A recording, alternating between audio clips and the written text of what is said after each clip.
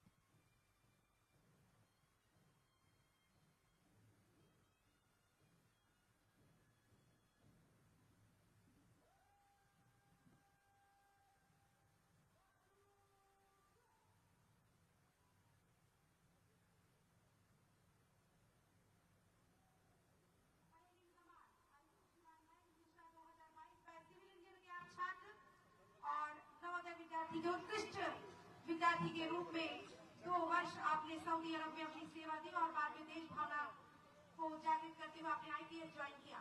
बेहतरीन एक व्यक्तित्व आपके के साथ ही समस्त जनमानस के दिल में आपने अहम अपनी जगह बनाई और प्रशिक्षु IPS परेड कमान श्रीमान बैंक मिश्रा आमंत्रण हेतु तैयार।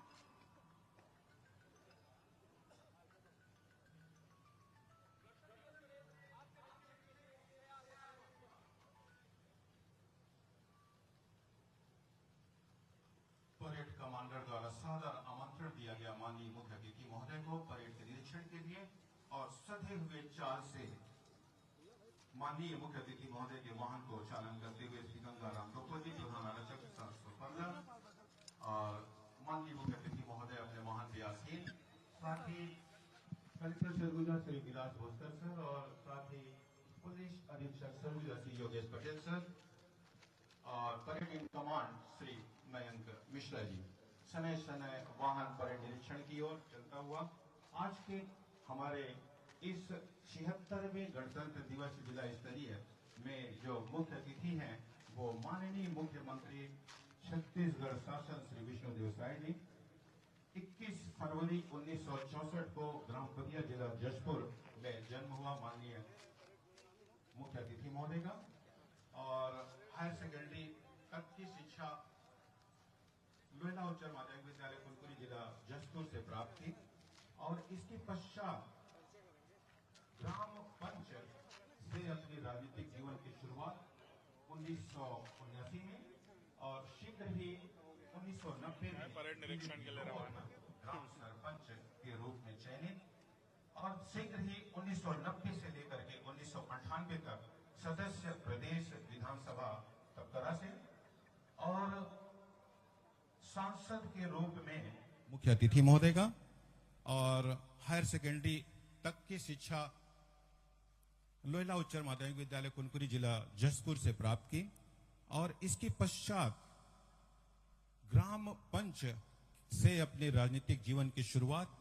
1979 में और शीघ्र ही 1990 में निर्विरोध ग्राम सरपंच के रूप में चयनित और शीघ्र ही 1990 से लेकर के 1998 तक सदस्य प्रदेश विधानसभा तपकरा से और सांसद के रूप में 13वीं लोकसभा 1999, 14वीं लोकसभा 2004, 15वीं लोकसभा 2009, 16वीं लोकसभा 2014 लगातार 4 बार संसदीय क्षेत्र रायगढ़ से प्रतिनिधित्व किया। प्रदेश अध्यक्ष के रूप में 2006, 2011, 2020 में अपनी सेवाएं दी। केंद्रीय राज्य मंत्री 2014 से 2019 तक और इसके साथ ही राष्ट्रीय कार्य समिति सदस्य 2 बार 2 दिसंबर 22 और 8 जुलाई 23 से अपनी सेवाएं दी और वर्तमान में प्रदेश के मुख्यमंत्री छत्तीसगढ़ दादाजी सरदार स्वर्गीय बुधनाथ साय जी सन 1947 से 1952 तक विधायक मनोनीत हुए थे। बड़े पिताजी स्वर्गीय नरहरि प्रसाद साय जी 2 बार विधायक और केंद्रीय संचार राज्य मंत्री भारत सरकार रहे सांसद के रूप में। और बड़े पिताजी स्वर्गीय केदारनाथ साय जी 1967 से 1972 तक तपकरा विधानसभा का प्रतिनिधित्व किया। इस तरह से पूरा परिवार जन सेवा में शुरुआत से ही जुड़ा रहा है, आजादी के समय से ही, और उसका ये प्रतिफल माननीय मुख्यमंत्री जी आज पूरे प्रदेश का प्रतिनिधित्व कर रहे हैं। दर्शक दीर्घा से निवेदन, जिस तरफ से यह वाहन गुजर रही कृपया करतल ध्वनियों से आप स्वागत करें। कहे भारत माता की, देश के प्रति आस्था। और आपसे सादर अनुरोध रहेगा कि आपके शुरू से स्वतंत्र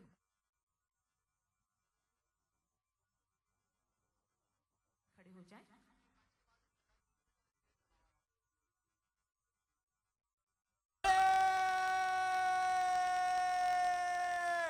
सलामी देगी राष्ट्रीय सलूट, सलामी शस्त्र।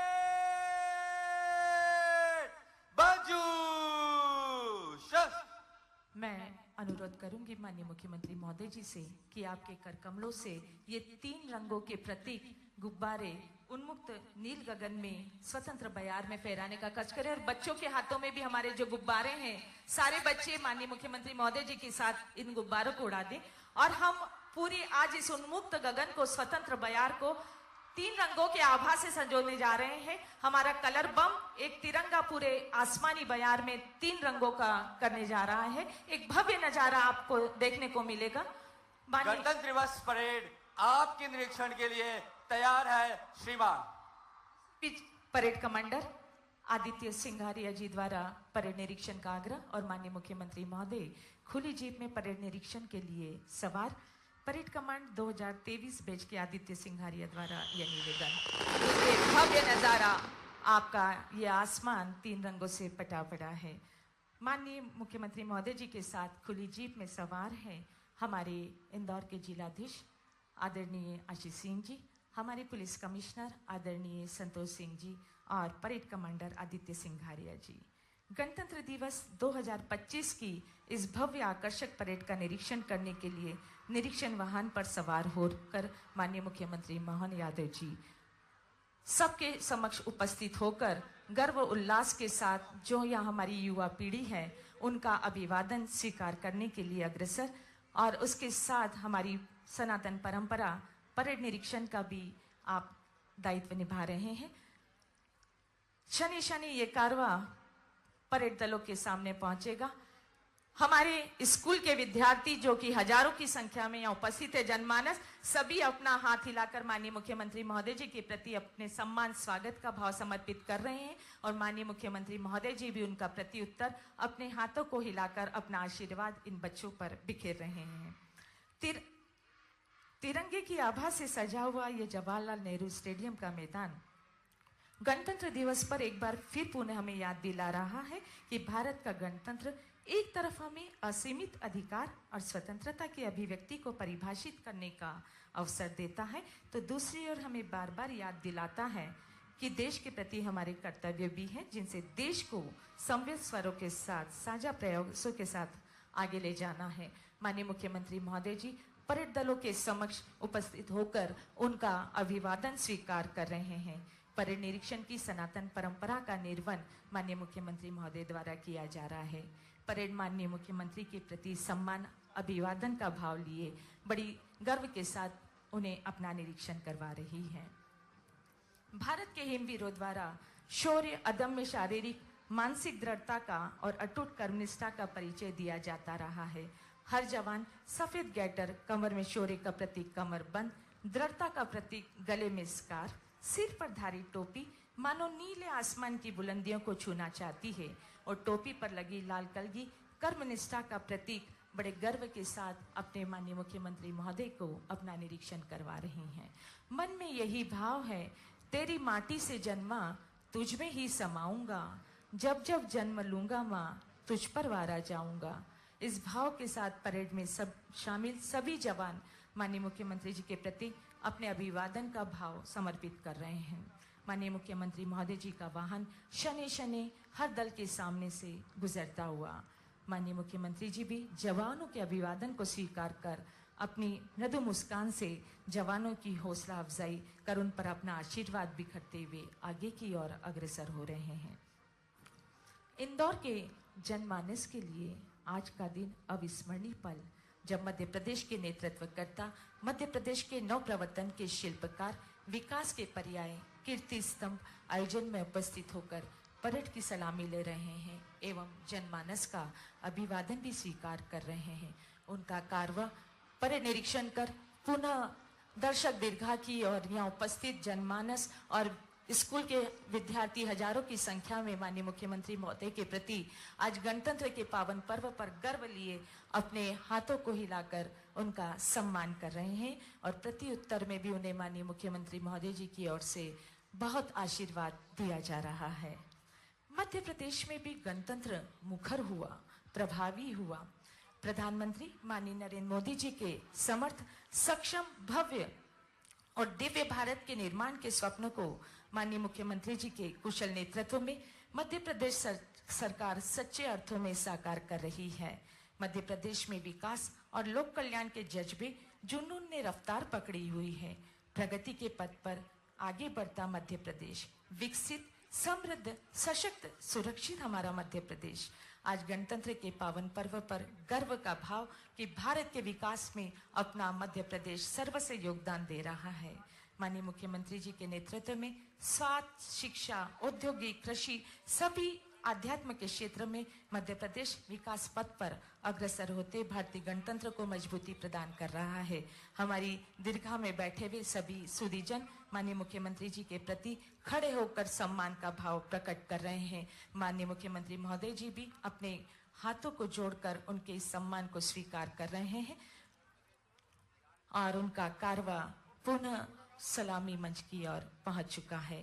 वे कुछ ही समय में हमारे साथ पुनः मंच पर होंगे। परेड निरीक्षण की सनातन परंपरा का निर्वहन कर माननीय मुख्यमंत्री महोदय जी का यह वाहन पुनः मंच पर, और इस निर्वहन को संपन्न कर माननीय मुख्यमंत्री महोदय जी पुनः मंच की ओर अग्रसर हैं।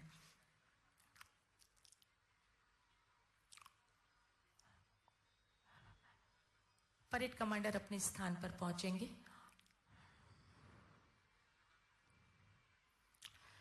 वेद ऋचाओं से गूंजा है जिसका अंबर नीला, जहां राम घनश्याम कर गए युग युग अद्भुत लीला, जहां बांसुरी बजी ज्ञान की जागा स्वर्ण सवेरा, यही भारत देश है मेरा। वाहन अति विशिष्ट दर्शक उधर की ओर जाता हुआ, जैसे कह रहे हैं हमारे अतिथि महोदय, इन शहीदों की शत शत नमन। भारत भूमि को अभिनंदन। इस भारत भूमि का यह पावन धरती हम सब पे शक्ति का संचार करती है और बलिदान की भावना को यूं ही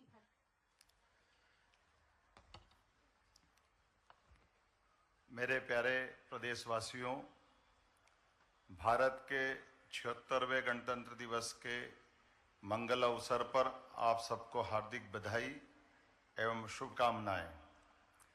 आज राष्ट्र के जन गण मन में देशभक्ति और देश के लिए गर्व का भाव सशक्त हो रहा है। यशस्वी प्रधानमंत्री श्रीमान नरेंद्र मोदी जी के नेतृत्व गुण के फलस्वरूप यह संभव हुआ है। आज संपूर्ण विश्व में भारत की गरिमा और साख बढ़ रही है। गणतंत्र दिवस की वर्षगांठ पर राष्ट्र की स्वतंत्रता के लिए शहीद राष्ट्रभक्तों और ज्ञात अज्ञात सेनानियों के चरणों में विनम्र श्रद्धांजलि। आज संविधान निर्माताओं के प्रति भी कृतज्ञता ज्ञापित करने का दिन है। संविधान सभा में मध्य प्रदेश के महू नगर में जन्मे बाबा साहब डॉक्टर भीमराव अंबेडकर जी की प्रारूप समिति के अध्यक्ष के नाते अविस्मरणीय भूमिका रही है। हमारा संविधान गौरव और स्वाभिमान के साथ हमें अपने अधिकारों और कर्तव्यों का बोध भी कराता है। संविधान दिवस के माध्यम से हमारा राष्ट्र संविधान की महिमा को एक उत्सव के रूप में मनाता है। गणतंत्र दिवस की वर्षगांठ पर यह बताते हुए प्रसन्नता है कि एक वर्ष में प्रदेश के चहुमुखी विकास के साथ प्रदेश की जनता के हित में जन सहयोग से जो कार्य हुए हैं उनसे मध्य प्रदेश विकसित राज्य के रूप में पहचान बना रहा है। यशस्वी प्रधानमंत्री श्रीमान नरेंद्र मोदी जी की मंशा अनुसार विकसित भारत के लिए विकसित मध्य प्रदेश की हमारी यात्रा निरंतर चल रही है। प्रधानमंत्री श्रीमान नरेंद्र मोदी जी की मौजूदगी में 17 दिसंबर 2024 को जयपुर में इस परियोजना का त्रिपक्षीय अनुबंध हुआ है। परियोजना के माध्यम से कुल 6,73,000 हेक्टेयर क्षेत्र सिंचित होगा। प्रदेश की भीतर भी नदी जोड़ो अभियान को क्रियान्वित करने की दिशा में उल्लेखनीय काम प्रारंभ हुए हैं। नदी जोड़ो अभियान हमारे अपने प्रदेश के राज्य के अंदर भी और राज्य के बाहर भी दोनों तरफ से समान रूप से किया जा रहा है। राज्य के बाहर पार्वती काली सिंध चंबल परियोजना जो राजस्थान के साथ हमारा 20 वर्ष से ज़्यादा समय से उलझा हुआ मसला था, उसको सुलझा करके है। आज हम देश के गणतंत्र का उत्सव मना रहे हैं। इसके पीछे उन स्वतंत्रता संग्राम सेनानियों का बलिदान है जिन्होंने भारत को स्वतंत्रता दिलाई।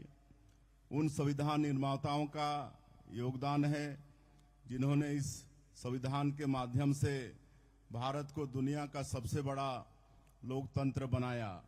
उन विभूतियों का योगदान है जो संविधान की रक्षा के लिए हमेशा डटे रहे तथा संविधान के मूल्यों पर चलकर अंत्योदय का कल्याण करते रहे। नक्सलवाद से लड़ते हुए देश की एकता और अखंडता के लिए अनेक जवानों ने अपना सर्वोच्च बलिदान दिया ताकि हम सुरक्षित रह सकें और समाज में शांति स्थापित हो सके। इन जवानों की शहादत को मैं सत सत नमन करता हूं। भारत की आज़ादी की यात्रा के साथ ही दुनिया के अनेक देशों ने भी अपनी स्वतंत्रता की यात्रा प्रारंभ की, लेकिन इनमें से कई देशों में शासन व्यवस्था पटरी से उतर गई और वहां की जनता आज अराजकता का सामना करने मजबूर है। गणतांत्रिक परंपराओं की अपनी ऐतिहासिक जड़ों और अपने श्रेष्ठ संविधान को के बूते लोकतांत्रिक राष्ट्र के रूप में भारत अविचल खड़ा ही नहीं है, अपितु निरंतर तरक्की के नए शिखरों को छू रहा है। भारत का संविधान एक पवित्र दस्तावेज है। यह वसुधैव कुटुंबकम की भावना से प्रेरित है। इसे एक ऐसे राष्ट्र के नागरिकों ने तैयार किया है जिनकी भावनाओं के मूल में विश्व बंधुत्व और मानव कल्याण की सोच है। हमारी आज़ादी की लड़ाई की सोच हमारे संविधान में पूरी तरह से झलकती है। बाबा साहेब डॉक्टर भीमराव अंबेडकर के नेतृत्व में जब हमारे छत्तीसगढ़ से संविधान निर्मात्री समिति के सदस्य संविधान तैयार कर रहे थे, तब निश्चय ही उनके सामने बाबा गुरु घासीदास जी के समतामूलक संदेश, शहीद वी नारायण सिंह जी के संघर्ष की गाथा और पंडित सुंदरलाल शर्मा जी का छुआछूत विरोधी संघर्ष जैसे आदर्श रहे होंगे। इन सभी के विचारों को बाबा साहेब ने अंतिम ड्राफ्ट के रूप में बहुत सुंदरता से पिरोया था। इस गणतंत्र की धरोहर को सुरक्षित रखने और सहेजने संवारने की जिम्मेदारी हमारी और भावी पीढ़ी के हाथों में है। हमारा गणतंत्र हमें सत्यमेव जयते की सीख देता है। मुंडकोपनिषद का यह सूत्र वाक्य हमें बताता है कि अंधेरा कितना भी घना क्यों न हो, हमें उम्मीद नहीं छोड़नी चाहिए। अंततः विजय सत्य की ही होती है। हमारे गणतंत्र की इस भावना की विजय हमने गंभीर नक्सलग्रस्त इलाकों में देखी है। इन इलाकों में माओवाद ने अपनी हिंसक विचारधारा से न केवल आम आदमी के जीवन को नरक बना दिया था, अपितु भारत के गणतंत्र को चुनौती देने के लिए गणतंत्र खड़े करने की योजना बनाकर काम कर रहे थे। हमारे सुरक्षा बलों का इनसे लगातार संघर्ष चल रहा है। यशस्वी प्रधानमंत्री श्री नरेंद्र मोदी जी के नेतृत्व में नई रणनीति बनाकर हमने माओवाद के कैंसर को हो रहा है। योजना में प्रदेश के 36 लाख ग्रामीण और 8 लाख से अधिक शहरी परिवारों को पक्का मकान उपलब्ध कराया गया है।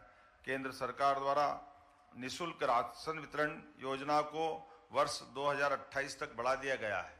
भारत सरकार द्वारा जनजाति ग्रामों में 100% सैचुरेशन के लिए धरती आबा जनजाति ग्राम उत्कर्ष अभियान प्रारंभ किया गया है। इस अभियान में मध्य प्रदेश के 51 जिले के 267 विकास खंडों के 11,000 से अधिक ग्रामों में निवासरत 18,58,000 जनजाति परिवारों की 93,23,000 आबादी को लाभान्वित करने का लक्ष्य रखा गया है।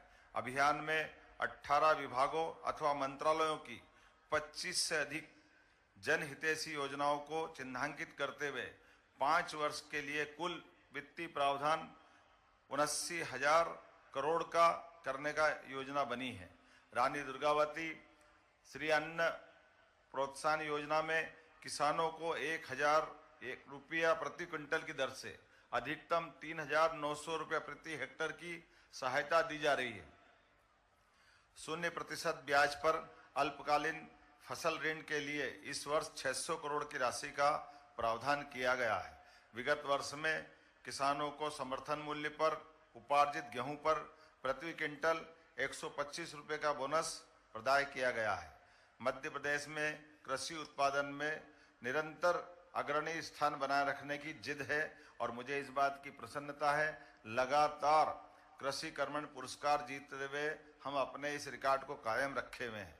लेकिन अब मुख्यमंत्री सोलर पंप योजना अब प्रधानमंत्री कृषक मित्र सूर्य योजना के नाम से हमने लागू की है, जिसके कारण कृषकों को सौर ऊर्जा के लाभ से लाभान्वित करने के लिए प्रदेश में अस्थायी विद्युत कनेक्शन लेने वाले लगभग 1.25 लाख किसानों को सौर ऊर्जा पंप प्रदान किए जाएंगे।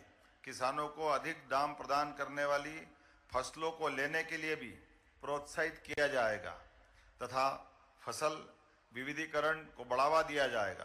प्रदेश के सिंचित रकबे को अगले 5 वर्ष में 50 लाख हेक्टेयर से बढ़ाकर 1,00,100 लाख हेक्टेयर करने का लक्ष्य रखा है। दुग्ध उत्पादन बढ़ाने के लिए मध्य प्रदेश सरकार और राष्ट्रीय डेयरी डेवलपमेंट बोर्ड के माध्यम से MOU हुआ है। वर्तमान में प्रदेश के लगभग 6,000 गांवों में प्राथमिक दुग्ध समितियां हैं। प्रदेश के समस्त गांवों के लिए दुग्ध समितियों को गठन करने का लक्ष्य हमारी सरकार ने रखा है। सांची ब्रांड को और मजबूत किया जा रहा है। मध्य प्रदेश में देश के कुल दूध उत्पादन को बढ़ाकर 20% तक करने का भी हमारी सरकार ने लक्ष्य रखा है। सरकार का प्रयास मध्य प्रदेश को देश की डेयरी कैपिटल बनाना है। कोई भी भूखा न सोए, इसके लिए मुख्यमंत्री खाद्यान्न सहायता योजना भी आरंभ हुई। यह काम इतने व्यवस्थित तरीके से हुआ कि छत्तीसगढ़ देश में खाद्य सुरक्षा का याद आता है कि छत्तीसगढ़ बनने के बाद शुरुआती दौर में धान खरीदी लगभग 4.63 लाख मीट्रिक टन के आसपास हुई। पिछली बार यह आंकड़ा 145 लाख मीट्रिक टन को छू गया। यह इसलिए हुआ कि हमारी सरकार किसान भाइयों को धान का सबसे अच्छा मूल्य दे रही है। हमने किसान भाइयों से 3100 रुपये प्रति क्विंटल तथा 21 क्विंटल प्रति एकड़ में धान खरीदा। किसानों से किए गए वायदे के अनुरूप हमने 13 लाख किसानों को 2 साल का बकाया बोनस भी दिया। इन सबके चलते पिछले सत्र में हमने किसान भाइयों के खाते में 49,000 करोड़ रुपए अंतरित किए। लगभग 2.5 माह से राज्य में तेजी से धान खरीदी चल रही है। किसानों के खाते में हम लगातार समर्थन मूल्य की राशि दे रहे हैं। प्रति एकड़ अंतर की राशि 800 रुपये हमारी सरकार के द्वारा आदान सहायता के रूप में एकमुश्त फरवरी माह में किसान भाइयों के खाते में भेजने का निर्णय लिया गया है। इसके साथ ही प्रदेश में भूमिहीन कृषि मजदूरों के लिए हमने दीनदयाल उपाध्याय भूमिहीन कृषि मजदूर कल्याण योजना का शुभारंभ भी किया है। इसके अंतर्गत हम 5,62,000 भूमिहीन कृषकों को 10,000 रुपये सालाना प्रदान कर रहे हैं। यह शुभ संकल्पों और अच्छी नियत का प्रतिफल है। छत्तीसगढ़ के किसान आज बेहद खुशहाल हैं, पलायन रुका है और किसान खेती में निवेश कर रहे हैं क्योंकि उन्हें खेती से अच्छी आय मिल रही है। डबल इंजन की सरकार किसानों को फसल का उचित मूल्य दिलाने के साथ ही खेती को हाईटेक करने का कार्य भी कर रही है। अब खेतों में कीटनाशकों का छिड़काव ड्रोन दीदी के हाथों हो रहा है। घंटों का काम ड्रोन दीदी का ड्रोन मिनटों में कर देता है। आपने इधर के वर्षों में देखा होगा कि जलवायु परिवर्तन तेजी से हो रहा है। अधिक की राशि का अंतरण किया गया है। प्रदेश में 90 लाख से अधिक महिलाओं को निःशुल्क गैस कनेक्शन प्रदान किए गए हैं।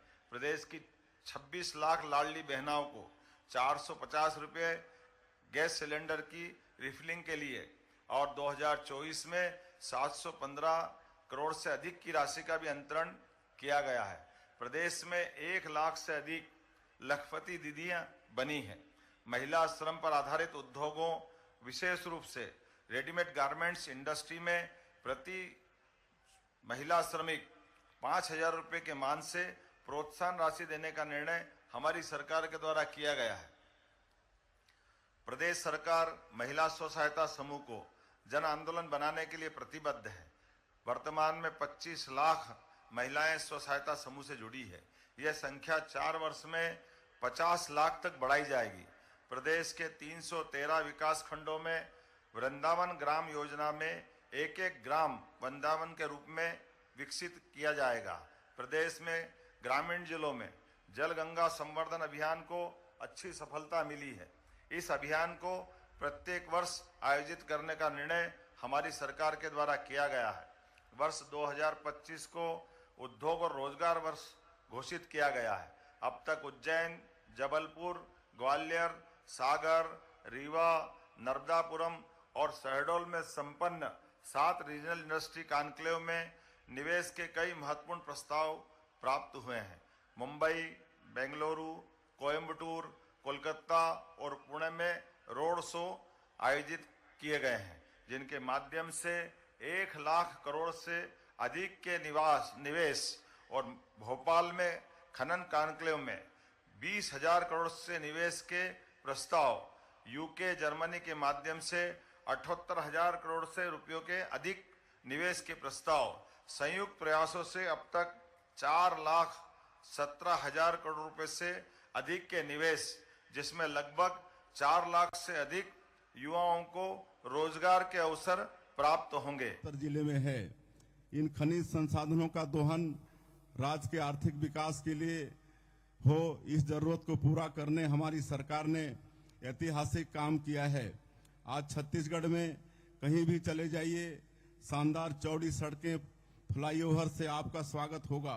रांची, हैदराबाद और विशाखापट्टनम जैसे शहरों से छत्तीसगढ़ को जोड़ने वाले एक्सप्रेसवे का काम पूरा हो जाएगा, तो यह कनेक्टिविटी अभूतपूर्व स्तर तक पहुंच जाएगी। केंद्र सरकार ने हमारे राज्य में सड़क अधोसंरचना को बेहतर करने के लिए 20,000 करोड़ रुपए के कार्यों की घोषणा भी की है। बिजली उत्पादन के मामले में छत्तीसगढ़ सरप्लस स्टेट है। ये सारी बातें छत्तीसगढ़ में निवेश की संभावना को बेहद आकर्षक बनाती हैं। इतने बेहतर वातावरण में यदि निवेश के इच्छुक उद्यमों को अनुदान सहित अनेक सुविधाएं मिले तो उनके लिए यह सोने पर सुहागा है। हमारी नई उद्योग नीति ने यही कार्य किया है। ईज ऑफ डूइंग बिजनेस अंतर्गत जरूरी सुधार किए गए हैं। सिंगल विंडो 2.0 से एनओसी की दिक्कत बिल्कुल दूर हो गई है। हमारा फोकस यह है कि स्थानीय लोगों को अधिकतम संख्या में रोजगार मिल सके। 1,000 से अधिक स्थानीय लोगों को रोजगार देने वाले उद्यमों के लिए हम विशेष अनुदान दे रहे हैं। नई औद्योगिक नीति में हमने इस बात का पूरा ख्याल रखा है कि ऐसे उद्योगों को प्रोत्साहन दें जिनके लिए छत्तीसगढ़ की विशेषताओं के अनुरूप आगे बढ़ने की भरपूर संभावनाएं हों। क्लाइमेट चेंज की चुनौतियों से निपटने के लिए मोदी जी ने वर्ष 2070 तक शून्य कार्बन उत्सर्जन का लक्ष्य रखा है। इससे कार्बन उत्सर्जन कम करने वाली टेक्नोलॉजी अर्थात ग्रीन उद्यमों के लिए बड़ी संभावनाएं बनी है। नई उद्योग नीति में हमने इसके लिए निवेश प्रोत्साहन पैकेज रखा है।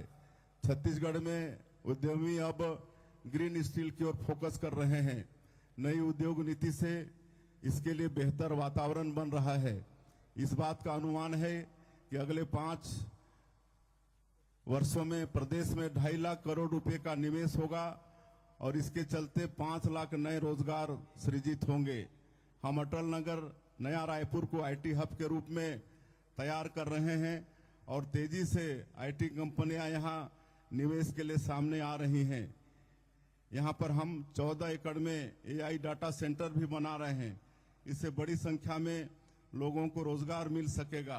राज्य के युवाओं को वित्तीय बाजारों के लिए प्रशिक्षित करने और इसके माध्यम से रोजगार के अवसर बढ़ाने शासन द्वारा नेशनल स्टॉक एक्सचेंज के साथ छात्र स्किलिंग प्रोग्राम के लिए एमओयू करने का निर्णय लिया गया है। यह प्रशिक्षण हाई स्कूल, हायर सेकेंडरी और कॉलेज के विद्यार्थियों के लिए संचालित किया जाएगा। नई उद्योग नीति में हमने छत्तीसगढ़ की पर्यटन संभावनाओं का भी पूरा ध्यान रखा है।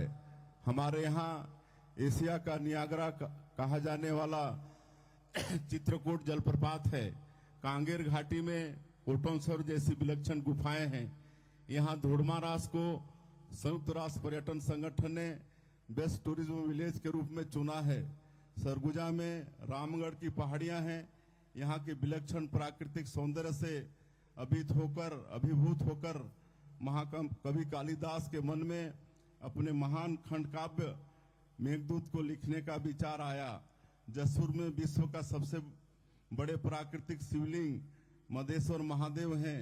के अंगों का प्रत्यारोपण कराने का एक नया रिकॉर्ड बनाया है, बल्कि गरीबों के प्रति हमारी भावनाओं को प्रकटीकरण का यह उदाहरण भी माना है, जिसके माध्यम से एयर सुविधा, एयर एम्बुलेंस के माध्यम से हम हर गरीब के जीवन को बचाने में अपनी सरकार का सब कुछ देने के लिए तैयार है।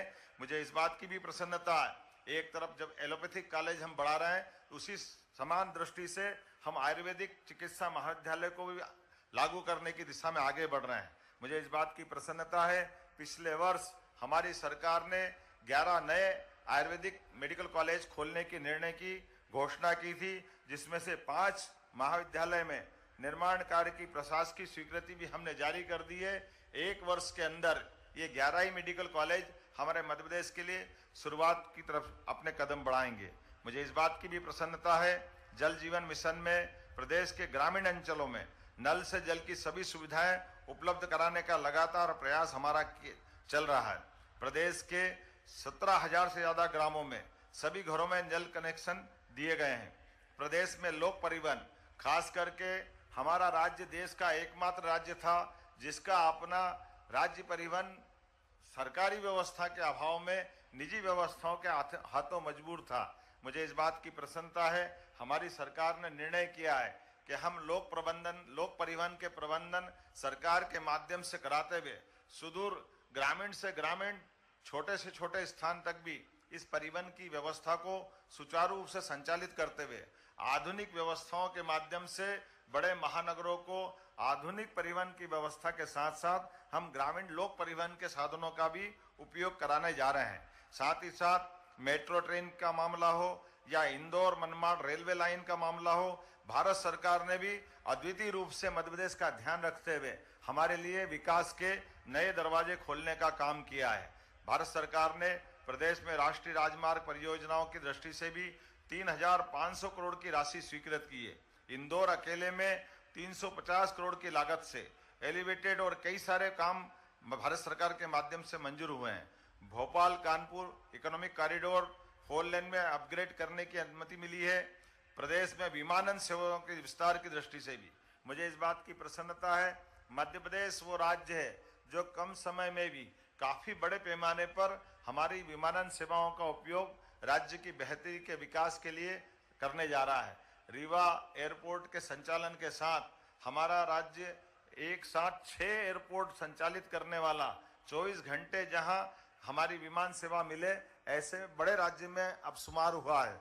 लेकिन इसके साथ साथ और भी कई स्थानों पर एक साथ हवाई पट्टी, छोटे छोटे ब्लॉक में हेलीपैड हमारी योजना का हिस्सा है, जिसके माध्यम से वर्तमान के दौर में हम सभी प्रकार के परिवहन के व्यवस्थाओं का उपयोग राज्य की बेहतरी के लिए करने की तरफ आगे बढ़े हैं। उज्जैन, इंदौर, देवास, धार को मिलाकर एक तथा भोपाल, सीहोर, रायसेन, विदिशा और राजगढ़ को मिलाकर दूसरा महानगरीय क्षेत्र बनाने का भी हमने निर्णय किया है। प्रदेश के संतुलित नगरीय विकास के लिए पुनर्घनत्वीकरण और पुनर्विकास नीति का भी नया प्रारूप हमने तैयार किया है। प्रदेश में प्रतिदिन गैर कृषि उपभोक्ताओं को 24 घंटे और कृषि उपभोक्ताओं को 10 घंटे विद्युत प्रदाय किया जा रहा है। मुझे ये बताते भी अत्यंत खुशी है, अब किसानों को रात के समय अपनी सिंचाई के लिए बिजली लेने के बजाय हमारी सरकार प्रयास कर रही है वो अपने सिंचाई के साधन का उपयोग, बिजली का उपयोग अपने दिन में ही कर ले, ताकि रात की कठिनाई से बचा जा सके। मुझे इस बात की भी प्रसन्नता है, विद्युत क्षमता का कुल उत्पादन 24,108 मेगावाट है, लेकिन आज हम लगातार प्रयास करते हुए आने वाले वर्षों में भी हम लगातार सरप्लस बने रहें, इस दिशा में हम काम कर रहे हैं। इसीलिए 4,100 मेगावाट अतिरिक्त कोल विद्युत आधारित विद्युत क्षमता के लिए भी हमने कोल ब्लॉक आवंटन कराने के लिए भारत सरकार के माध्यम से उपलब्धि हासिल की है। मुझे इस बात की भी प्रसन्नता है, वर्तमान में ग्रीन एनर्जी अर्थात नवकरणीय ऊर्जा की स्थापना क्षमता आज से 12 वर्ष पूर्व केवल 438 मेगावाट थी, जो दिसंबर 2024 तक 7,300 मेगावाट हो गई।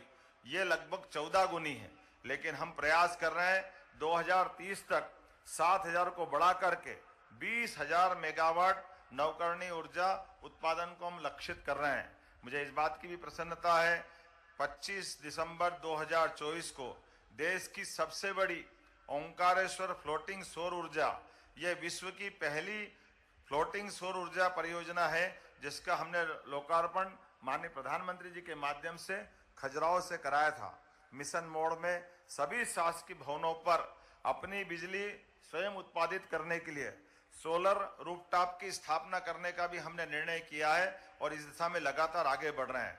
मुझे एक बात की और प्रसन्नता है, एक तरफ हम अपने राज्य स्तर पर सभी हितैषी योजनाओं को लागू कर रहे हैं, दूसरा अभियान के रूप में भी जैसे 11 दिसंबर से लगा करके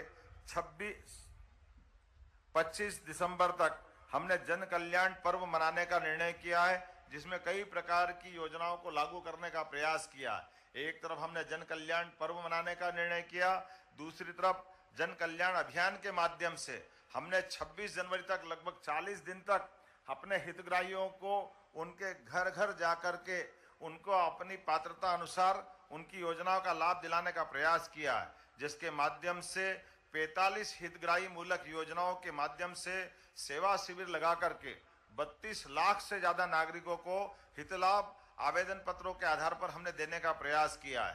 प्रदेश में 1450 किलोमीटर लंबे श्री राम वन गमन पथ निर्माण का भी निर्णय हमने किया है। वहीं भगवान श्री कृष्ण की लीलाओं से जुड़े विभिन्न तीर्थ स्थलों पर भी हमने उनके सभी स्थानों को श्री कृष्ण पाथेय से जोड़ करके श्री कृष्ण पाथेय का गठन करने का निर्णय किया है। मुझे इस बात की प्रसन्नता है, भगवान राम और कृष्ण के आधार पर इस धरती ने अतीत के गौरवशाली पृष्ठ को जिया है। उस स्वर्णिम अध्याय को हम पुनः समाज के सामने लाने का निर्णय कर रहे हैं। जब एक तरफ हम उनके उस जीवन के चित्र को लाने का प्रयास करेंगे, दूसरी तरफ प्रत्येक नगरीय निकाय में गीता भवन बनाने का निर्णय भी हमारी सरकार के द्वारा लिया गया है। शिक्षकों की है उतनी ही अभिभावकों की भी है। इसके लिए हमने पेरेंट्स टीचर मीटिंग का एजेंडा भी व्यवस्थित किया है। अपने जन्मदिन को स्कूलों में बच्चों के साथ न्योता भोज के रूप में भी मनाने की परंपरा हमने आरंभ की है। 5वीं और 8वीं की बोर्ड परीक्षा समाप्त होने के चलते बच्चों का शैक्षणिक स्तर गिरा था। इसे दुरुस्त करने हमने 5वीं और 8वीं की बोर्ड परीक्षाएं पुनः आरंभ करने का निर्णय लिया है। हमारी भारतीय परंपरा में आशीर्वाद देने पर लंबी आयु की कामना करते हुए आयुष्मान भव कहा जाता है। लोगों की दीर्घायु और उनके अच्छे स्वास्थ्य से जुड़े सरोकार हमारे लिए सर्वोच्च प्राथमिकता है। आयुष्मान भारत, प्रधानमंत्री जन आरोग्य योजना, शहीद वीर नारायण सिंह आयुष्मान स्वास्थ्य योजना अंतर्गत प्रदेश के 77,20,000 परिवारों को स्वास्थ्य सुरक्षा प्रदान की गई है। जो समाज अपने वरिष्ठ नागरिकों का सम्मान करता है, वही समाज फलता फूलता भी है।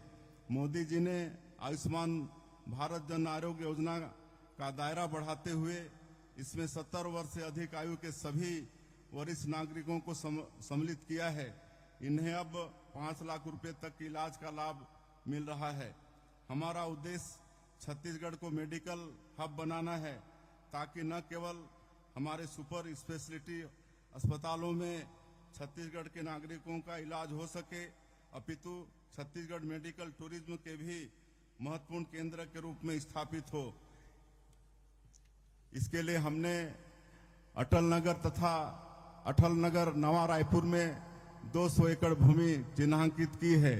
यहाँ मेडिसिटी प्रोजेक्ट के अंतर्गत 5000 बेड वाला अत्याधुनिक अस्पताल बनेगा। अटल नगर नया रायपुर में हम 141 एकड़ भूमि पर फार्मास्यूटिकल पार्क भी स्थापित कर रहे हैं। इससे अटल नगर नवा रायपुर मध्य भारत का फार्मास्यूटिकल का हब के रूप में उभरेगा। बिलासपुर में 200 करोड़ रुपए की लागत से सिम्स के विस्तार का कार्य शुरू कर दिया गया है। राजधानी रायपुर के अंबेडकर हॉस्पिटल में भी 700 बिस्तर अस्पताल के विस्तार के लिए हमने 231 करोड़ रुपए का टेंडर जारी कर दिया है। इसके पूरे होने के साथ ही अंबेडकर हॉस्पिटल में 2000 बेड की सुविधा हो जाएगी। प्रदेश में मेडिकल शिक्षा को विकसित करने के लिए 4 नए मेडिकल कॉलेज जांजगीर चांपा, कबीरधाम, मनेन्द्रगढ़ और गीदम में भवनों के लिए 1020 करोड़ रुपए का प्रावधान किया गया है। आपको याद होगा कि पहले पीएमटी की परीक्षाओं में एक पेपर अंग्रेजी का होता था। हमारे ग्रामीण पृष्ठभूमि और हिंदी माध्यम के अनेक प्रतिभाशाली परीक्षार्थी कई बार इस वजह से भी पीएमटी क्लियर नहीं कर पाते थे। बाद में इसे हटा दिया गया, लेकिन आगे मेडिकल की पढ़ाई में अंग्रेजी की समस्या कायम रही। हमने मेडिकल छात्र छात्राओं को हिंदी माध्यम से एमबीबीएस की पढ़ाई की सुविधा दी है। इससे ग्रामीण क्षेत्रों के प्रतिभाशाली छात्र छात्राओं की राह में अब कोई रुकावट शेष नहीं रही। हमारा प्रदेश इस वर्ष अपनी स्थापना की रजत जयंती मना रहा है। संयोग से यह वर्ष छत्तीसगढ़ राज्य के निर्माता पूर्व प्रधानमंत्री भारत रत्न स्वर्गीय श्री अटल बिहारी वाजपेयी जी का जन्म शताब्दी वर्ष भी है। इस अवसर को हम अटल निर्माण वर्ष के रूप में मना रहे हैं। श्रद्धेय अटल जी द्वारा दिखाए गए सुशासन के मूल मंत्र पर चलते हुए हमने पारदर्शी, सजग और लोक कल्याणकारी प्रशासनिक तंत्र तैयार किया है, जिसके बूते हम विकसित छत्तीसगढ़ के निर्माण के लिए काम कर रहे हैं। छत्तीसगढ़ ने सुशासन एवं अभिसरण विभाग के रूप में सुशासन को कार्यान्वित करने देश में अनूठी पहल की है। छत्तीसगढ़ में लाल फीताशाही की रोकथाम के लिए हम ई ऑफिस प्रणाली अपना रहे हैं। इसमें फाइलों का निपटारा ऑनलाइन होगा। तय समय सीमा में अधिकारी को ई फाइल पर अपनी टिप्पणी देनी होगी। इस प्रणाली के चलते समय सीमा पर भ्रष्टाचार की आशंका के बगैर फाइलों का कुशलता से निपटारा हो सकेगा। यह समय स्मार्टफोन का है। हमने शासकीय सेवाओं की डिलीवरी को आसान करने के लिए मोबाइल फोन में नागरिक सुविधाओं से संबंधित बहुत से ऐप आरंभ किए हैं। माननीय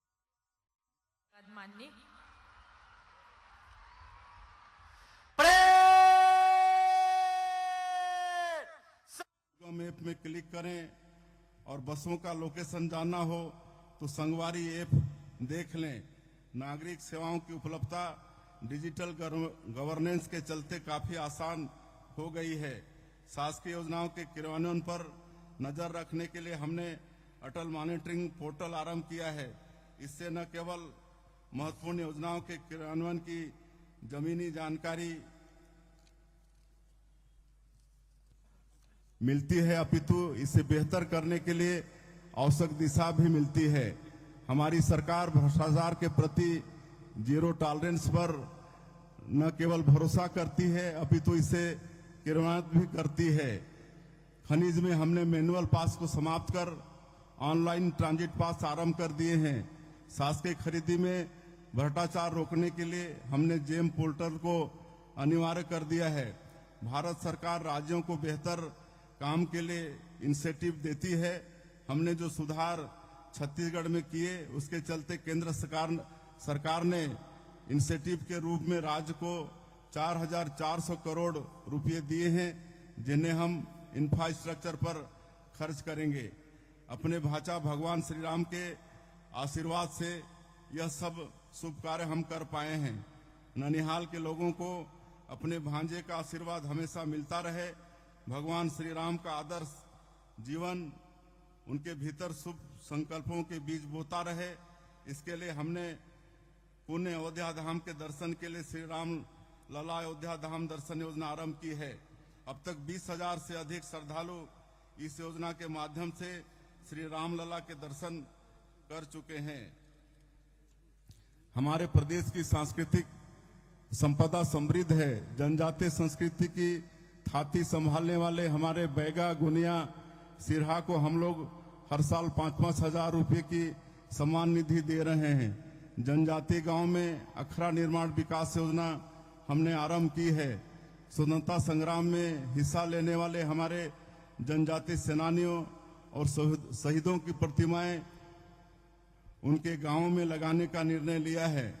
राजिम कुंभ का सुंदर आयोजन हमने पुनः आरंभ कराया है। देश भर से साधु संतों का समागम राजिम के त्रिवेणी संगम पर हो रहा है। प्रयागराज में 144 वर्षों बाद महाकुंभ का सुखद संयोग बना है। इस अवसर पर आयोजित कार्यक्रम में छत्तीसगढ़ के श्रद्धालुओं को सुविधा देने हमने 4.5 एकड़ में छत्तीसगढ़ पैवेलियन तैयार किया है।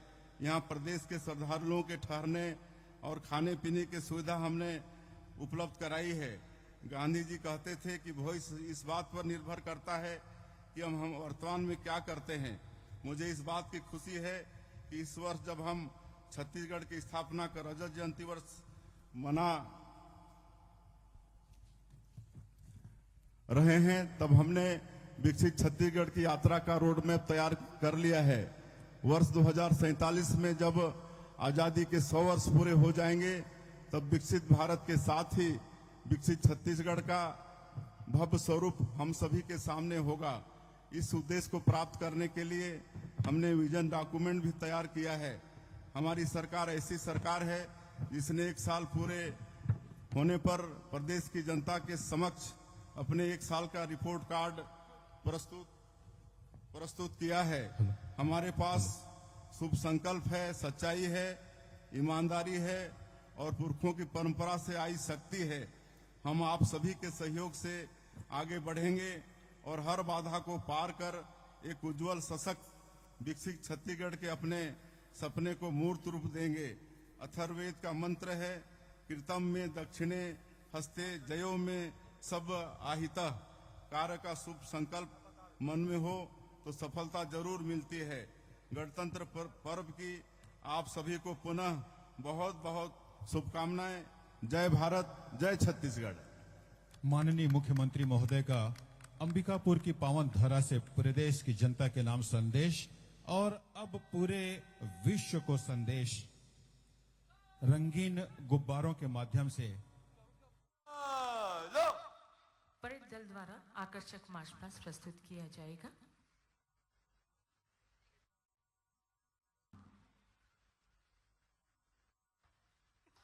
परेड तीनों तीन के कूच कॉलम में मन से गुजरेगी। परेड निकलना चल।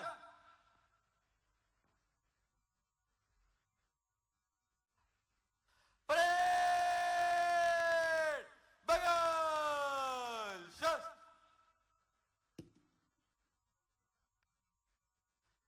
परेड तीनों तीन में दाहिने चलेगी। दाहिने मुड़। गणतंत्र की पावस बेला नव सृजन आह्वान करें, नवल राष्ट्र के नव विकास के नीत नवीन प्रतिमान रचें। दृढ़ संकल्पित हृदय आज है भारत नया बनाने को, भारत माँ के लाल अटल है नई गौरव गाथा गाने को। इस भाव के साथ परेड में शामिल 18 दलों द्वारा आकर्षक भव्य मार्च पास्ट की शुरुआत होने जा रही है और परेड कमांडर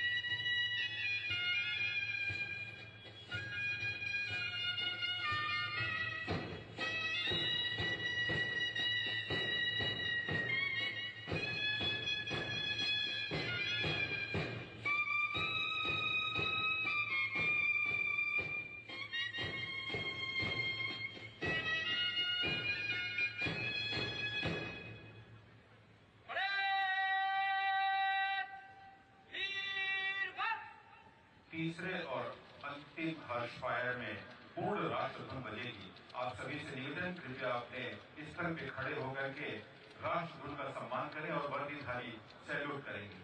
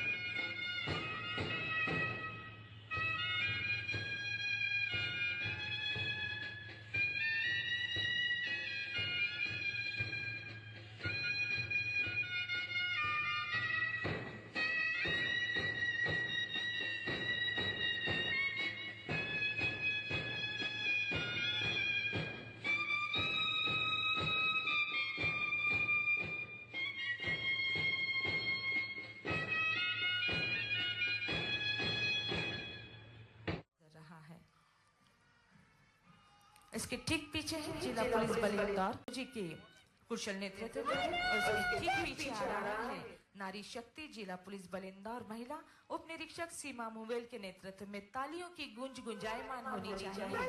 इस सुंदर भव्य आकर्षक परेड आपके सामने से गुजर रही है। जिला होमगार्ड बल सशस्त्र उप निरीक्षक दीपेश पाटीदार के नेतृत्व में मंच के सामने से गुजरते हुए। इसके ठीक पीछे है जिला यातायात पुलिस बल सूबेदार राजेंद्र सिंह चौहान के कुशल नेतृत्व में मंच के सामने से सलामी देकर गुजर रहे हैं। इसके ठीक पीछे उप निरीक्षक कैलाश मार्सकोले के नेतृत्व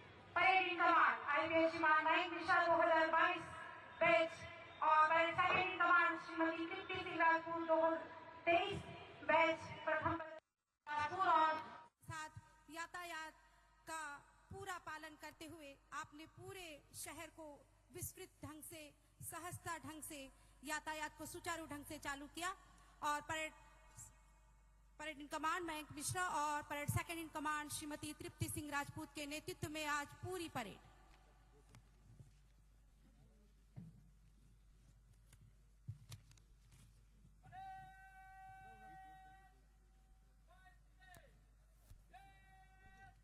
सबसे बेहतर रंग की तलाश थी। महफिल में हमने खाकी कहा और शमा बांध दिया। वतन की मिट्टी की सुगंध जब हवाओं में बिखरती है तो दिल में बस यही गूंजता है, सारे जहां से अच्छा हिंदुस्तान हमारा। असाधारण है ये जवान जो चयनित होकर के आज के इस ऐतिहासिक दिवस के लिए यहाँ पर उपस्थित हुए हैं। अथक प्रयास किया है उन्होंने इस दिवस को चिर स्मृति में निर्धारित करने के लिए। हाथ परचम की तरह लहरा रहे हैं वो, संकल्प जीत का साथ लेकर आ रहे हैं वो। संकल्प अन्याय, अत्याचार, आतंकवाद व सामाजिक आर्थिक बुराइयों के विरुद्ध लड़ने का। एकाग्रता, एकता, अनुशासन, तालमेल व समन्वय की शानदार प्रदर्शन इन टुकड़ियों के द्वारा।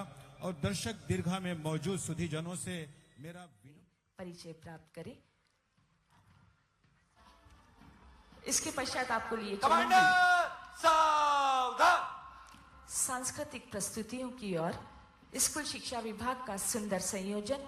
Commander salute. राष्ट्रीय पर्व हो या हो अन्य पर्व, उत्सवी माहौल संगीत नृत्य की आभा के साथ सुंदर सा प्रतीत होता है। जय Hind sir. Aditya Singhariya, parade commander, IPS 76 RR। जय श्रीमान, परेड 2 सूबेदार पूजा भट्ट।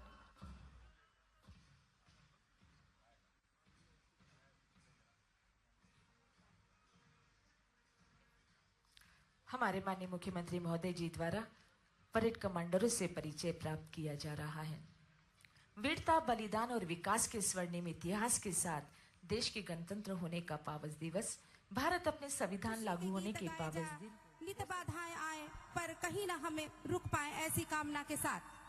अनुशासन, तालमेल, शौर्य, वीरता की प्रतिमूर्ति है ये टोलियां। आदेश के अनुसरण का सबसे सुंदर प्रदर्शन।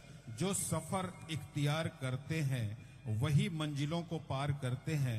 हौसलों से चलने वालों का तो रास्ते भी इंतजार करते हैं। विश्व गुरु भारत एक संगठन, चिंतन, कला, शांति, एकता, समृद्धि, चिंतन, विकास, शिक्षा, ध्यान, योग, आयुर्वेद और मानवता, जीवन की नैतिकता का पाठ भारत सबके समक्ष पूरे विश्व ने सभ्यता की राह दी है। और IPS श्रीमान मयंक मिश्रा ने सहस्र सलामी दी और साथ में Tripti Singh Rajput parade second in command. Platoon number 1 उप निरीक्षक श्रीमान अश्विन दीवान, पुलिस जिला बल धौरपुर थाना प्रभारी ने अपने मुख्य अतिथि महोदय को सलामी दी और उन्होंने सहस्र स्वीकार किया। प्लाटून नंबर 2 सहायक उप निरीक्षक श्रीमान संदीप सिंह, पुलिस जिला बल का नेतृत्व, बस स्टैंड चौकी प्रभारी 2005 बैच के आप, उन्होंने बड़े गर्व के साथ सलामी दी और प्लाटून कमांडर 3 सुश्री सुनीता भारद्वाज, उप निरीक्षक महिला थाना प्रभारी 2013 बैच की आप भर्ती, और उन्होंने मुख्य अतिथि महोदय को सलामी दी। प्लाटून कमांडर 4 श्रीमान शौकीलाल राज, 2004 में आपकी भर्ती, नगर सेना पुरुष का नेतृत्व, सहायक उप निरीक्षक थाना मणिपुर ने सहस्त्र सलामी दी। और प्लाटून कमांडर 5 श्रीमती रंभा साहू, 2005 उप निरीक्षक कोतवाली, नगर सेना महिला का नेतृत्व कर रही हैं और उन्होंने सहस्त्र सलामी दी और उन्होंने स्वीकार किया। Platoon number 6 Siddharth Singh junior under officer सैनिक स्कूल अंबिकापुर, RDC IGC में विशेष आपका कमांड, 4 नेशनल हॉकी प्लेयर इसमें शामिल, उन्होंने सलामी दी और उन्होंने स्वीकार किया। Platoon number 7 Balkrishna Rajwade senior under officer शासकीय स्नातक और कॉलेज, इसमें 10 अग्निवीर, 2 पैरा कमांडो, पुलिस जिला बल का नेतृत्व। प्लाटून क्रमांक 8 एनसीसी गर्ल्स राजीव गांधी शासकीय स्नातकोत्तर महाविद्यालय Ambikapur, junior under officer Sushri Annapurna Gurjar के नेतृत्व में। प्लाटून क्रमांक 9 NCC girls holy cross women's college Ambikapur, commander senior under officer Sushri Priya Mary Toppo के नेतृत्व में। प्लाटून क्रमांक 10 स्काउट सेंट जेवियर्स उच्च माध्यमिक विद्यालय, कमांडर अश्विन एक्का के नेतृत्व में। प्लाटून क्रमांक 11 गाइड शासकीय कन्या उच्च माध्यमिक विद्यालय अंबिकापुर, कमांडर सबीना सिंह के नेतृत्व में। प्लाटून क्रमांक 12 गाइड अंबिका मिशन उच्च माध्यमिक विद्यालय बिरनीबेड़ा अंबिकापुर, कमांडर संध्या गिरी के नेतृत्व में। प्लाटून क्रमांक 13 guide Ursuline girls higher secondary school Ambikapur, commander Anupriya Kispotta के नेतृत्व में। सलामी मंच के सम्मुख से गुजरते हुए प्लाटून क्रमांक 14 गाइड शासकीय कन्या शिक्षा परिसर अंबिकापुर, कमांडर खुशबू रानी एक्का के नेतृत्व में। शत शत नमन इस भारत भूमि को, अभिनंदन इस भारत भूमि का, जहां कण कण में भारत माता की जय जैसे जय घोष लेकर जवान चलते हैं। यह शानदार परेड, यह भूतपूर्व मंजर, हम सब इसके साक्षी बन रहे हैं। यह पावन धरती हम सबकी शक्ति का संचार करती है। अर्जुन शिवाजी जैसे वीर, जैसे लोग यहाँ के गुणों का हमारा संचार करती है। जहाँ उत्तर में नागराज हिमालय माँ के मुकुट संवारता है, तो दक्षिण की बात करूं तो रत्नाकर माँ के चरणों को धोता है। ऐसे ही वीर जवान, यूं ही हमारा भारत विश्व गुरु नहीं बना। आज लहरा रहा है हमारा परचम।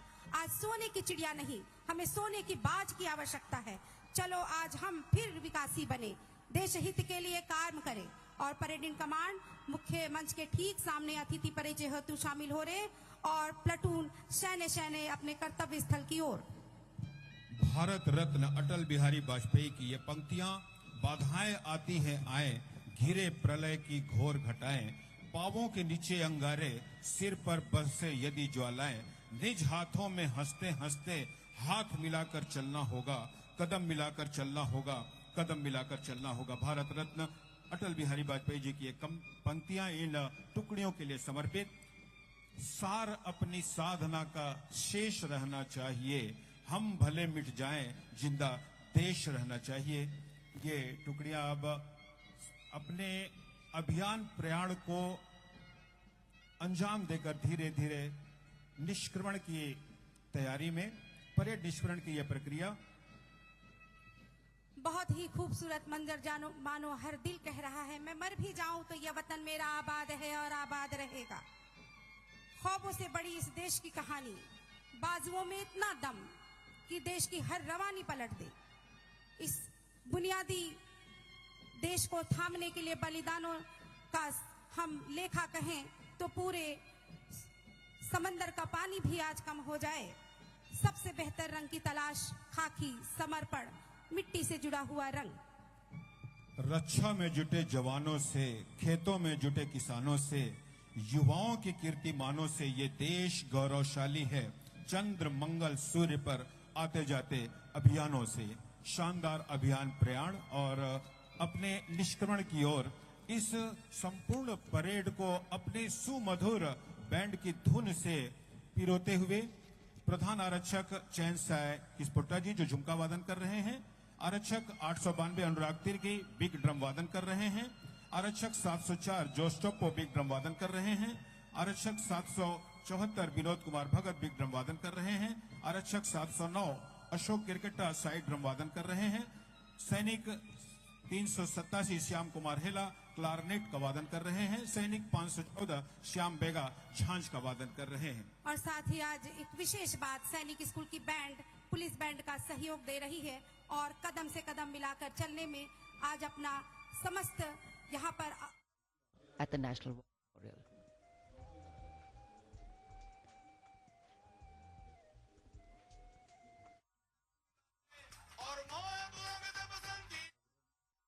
में ध्वजा रहे, तालबद्ध सजा रहे, ध्वज कभी झुके नहीं, पग कभी रुके नहीं, बढ़े चलो बढ़े चलो बढ़े चलो बढ़े चलो। और विजय हाथ हमारे हाथ में, ध्वजा हमारी यूं ही लहराती रहे। यह ऊंचा झंडा एक हमारे देश का, इस झंडे के नीचे हमारी सकारात्मक इच्छाएं निश्चित रूप से अमिट उद्देश्य को लेकर आज पूर्ण होने को तैयार। इन जवानों के कदमों के आहट से माखनलाल चतुर्वेदी की वो पंक्तियां याद आ रही हैं। मुझे तोड़ लेना वनमाली, उस पथ पर देना तुम फेंक, मातृभूमि पर शीश चढ़ाने जिस पथ जाए वीर अनेक।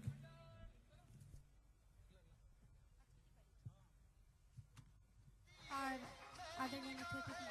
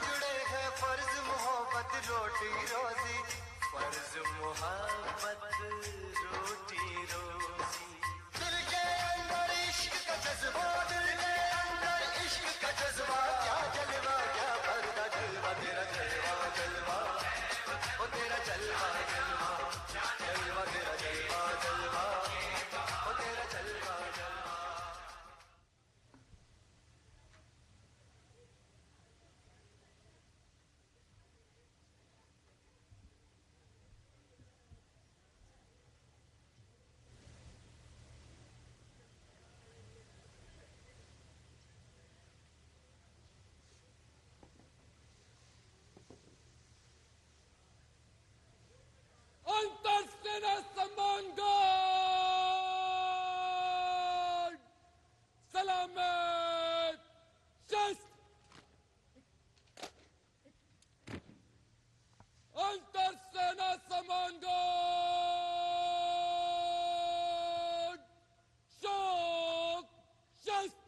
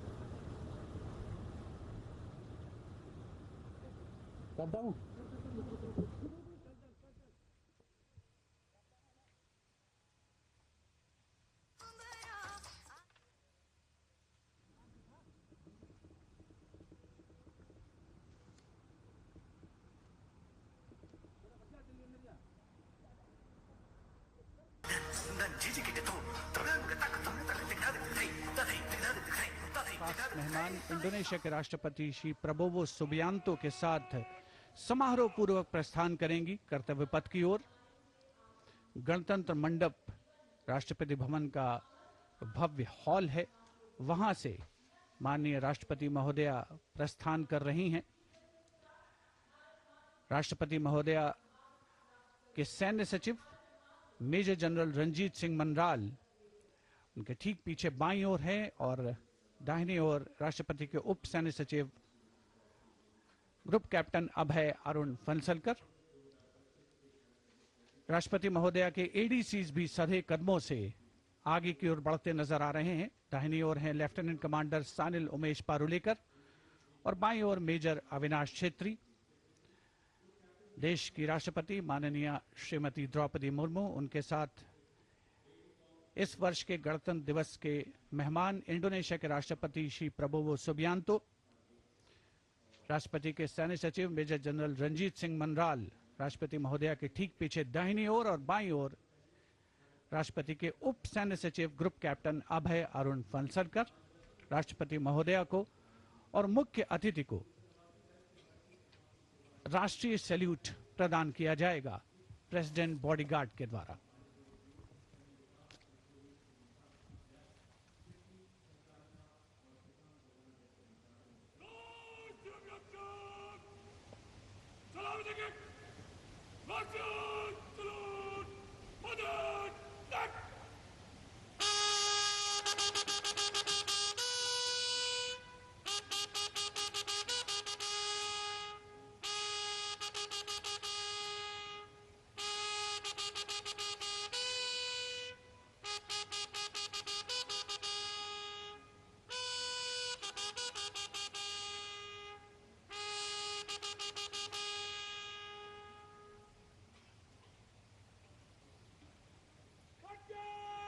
And here, let's take a moment to honor the President's bodyguards, one of the most prestigious regiments of the Indian Armed Forces.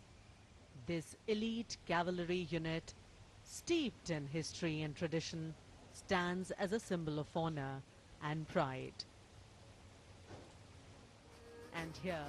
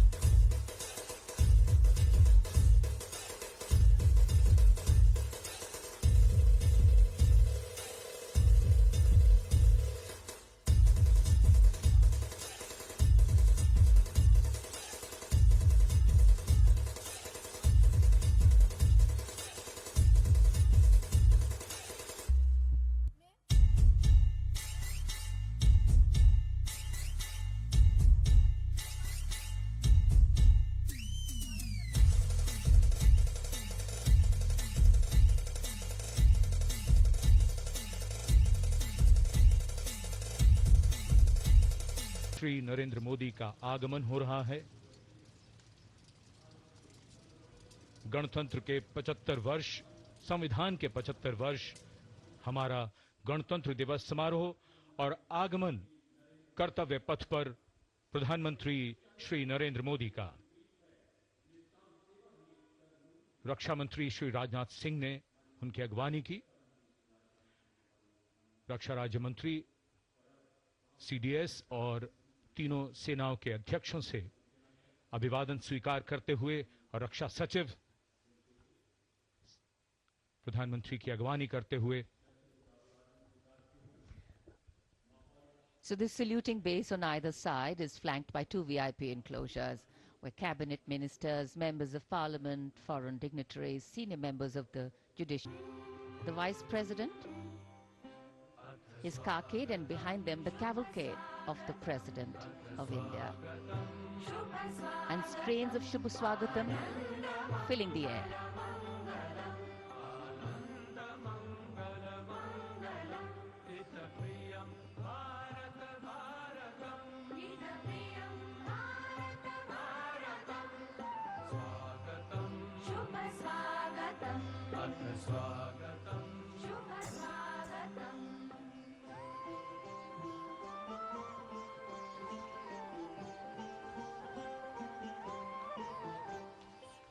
पधार रही हैं कर्तव्य पथ पर आज के समारोह के मुख्य अतिथि इंडोनेशिया के माननीय राष्ट्रपति के साथ।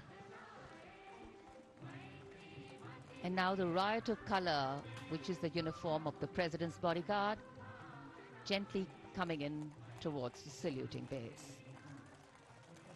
Rashtrapati ke Angrakshak, on their magnificent bay and dark bay colored mounts, the senior-most regiment of the Indian Army, escorting the Supreme Commander of the Indian Armed Forces, the President of India, to the saluting base, as India celebrates her 76th Republic Day.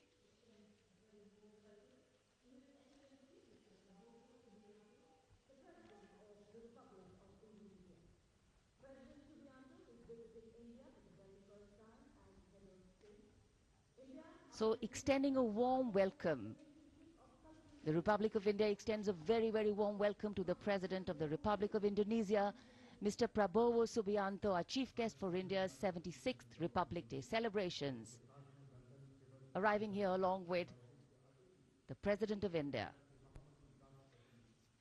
गणतंत्र दिवस समारोहों पर ये विशेष अवसर देश की माननीय राष्ट्रपति जी का आगमन और उनके साथ हमारे मुख्य अतिथि इंडोनेशिया के राष्ट्रपति Shri Prabowo Subianto.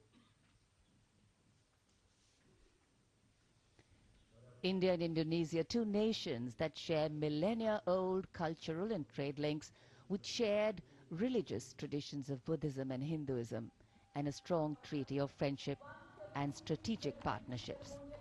In fact, India and Indonesia's multifaceted partnership stands as a cornerstone of regional security, economic growth and cultural diplomacy, with both nations well positioned to enhance their global outreach.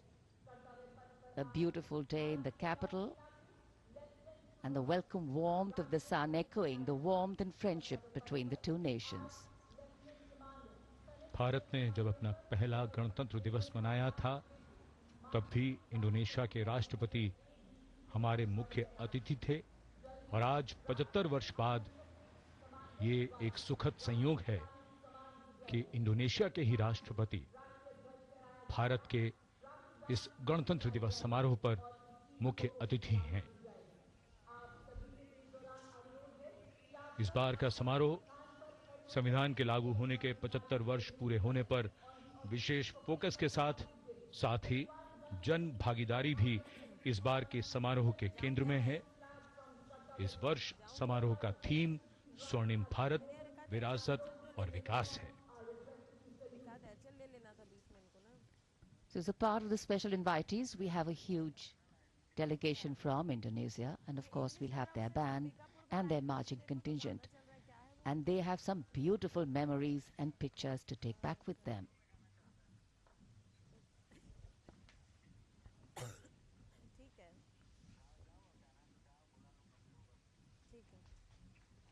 And now the national anthem, the 21-gun salute, and the unfurling of the national flag.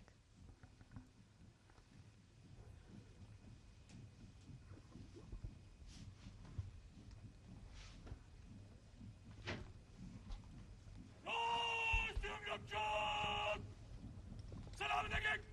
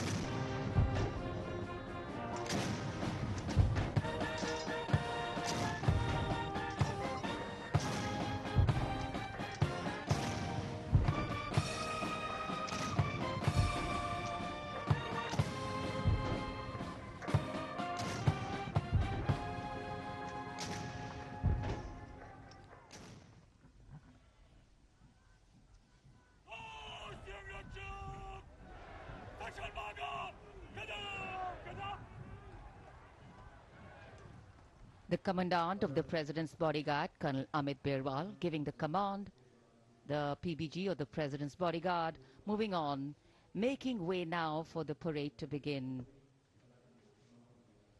And with the 21-gun salute and the strains of the national anthem still lingering in this sunny January morning, the celebrations have just begun. Culture, creativity, camaraderie. We will see them interweaving to sew a tapestry that will take us into the past, foreground the present and herald the future. And the tricolour, of course, our national symbol, adorning different places and spaces today, a symbol of national pride, fluttering proudly. राष्ट्रपति अंगरक्षक प्रस्थान कर रहे हैं कर्तव्य पथ से और अब ये मंच तैयार है जहां संगीत के स्वर गणतंत्र की उमंगों को साकार करते हुए इस पूरे कर्तव्य पथ को सजाने वाले हैं। 300 कलाकार स्वदेशी वाद्य वृंदों के साथ हमारे राष्ट्रीय पर्व के शुभारंभ का आह्वान करेंगे। 140 करोड़ भारतवासियों की भावनाओं को सुरों से सजाते हुए ये कलाकार।